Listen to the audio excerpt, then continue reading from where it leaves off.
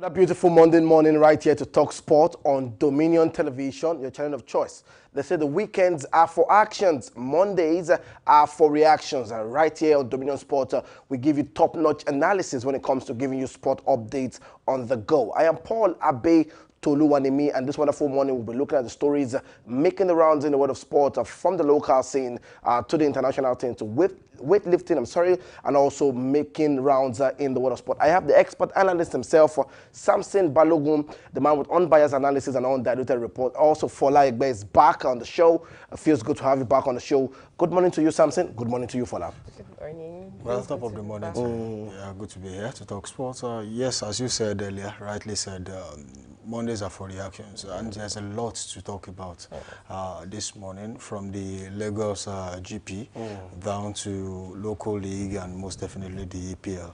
You know, majority of the teams, you know, Manchester United, for example, were able to run away Of course, they got all 3 points in their last game. I'll talk about Chelsea defeating Liverpool, and you know, there's just a lot to talk about here. All right, Fola, for you, good morning. Feels good to be back. How have you been, and how's the weekend for you?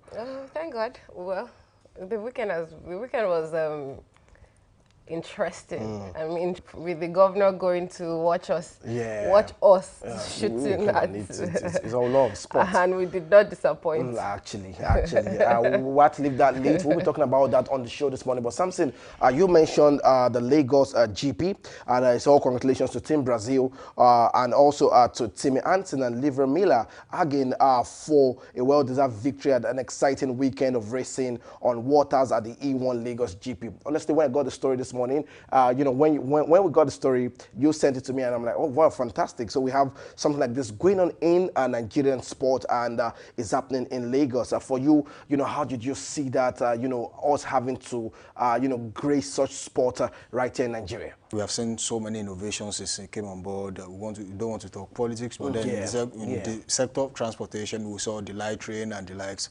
And most definitely, when you talk about sports, that's something that has not happened before in Africa. I agree. Lagos broke the ground, and most definitely, I'm thinking more of that, you know, competition will be brought down to Africa. You saw how Lagos was able to host them, how the governor was, you know, was able to, you know, implement some of his policies, and especially in the area of sports. Yes, the water is there, you know, just wasting away. Why not, you know, put it to good use? So that's exactly what happened. So instead of water, you know, going to visit people at home, let's go and visit water. Let's go and visit water. I agree with that. But then it's a thing of joy that, you know, we can count the number of countries that has, you know, the kind of water Lagos has in Africa. And the fact that Lagos is putting that to good use now, it's not just there, you know. It's the fact that sports will be done on the waters now. You know, a lot of attention will be paid to it.